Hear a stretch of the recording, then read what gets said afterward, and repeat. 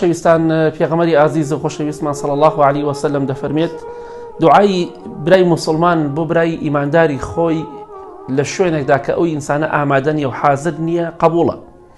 ئێستا ئێمەش حقیقەت پێویستە ئەو خاڵە بزانین کە مامۆستا عەبدولەتیف مامۆستای بەڕێز نەخۆشە، ئەو مامۆستا خۆشەویستە پێویستی بە دوعای خێرە، داواکەین لە خوای گەورە و میهرەبان شیفای مامۆستای خۆشەویست بدا و شیفای هەموو نەخۆشێک بدا کە لە ماڵەوە کەوتووە و لەسەر جێگایە.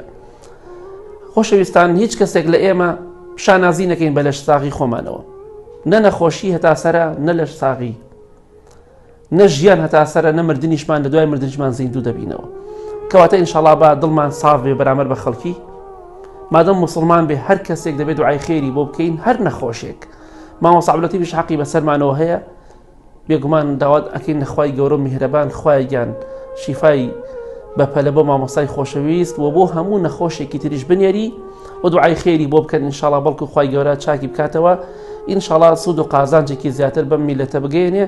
خوای گەورە پاداشتی خێرتان بداتەوە، خوای گیان لێت ئەپاڕینەوە بە ناوە جوانەکانە بە سیفاتە بەرزەکانت، شیفای مامۆستا عەبدولەتیفی خۆشەویست بدەی و شیفای هەموو نەخۆشێکی تر بدەی کە لەسەر جێگا داماو بۆ کەوتووە.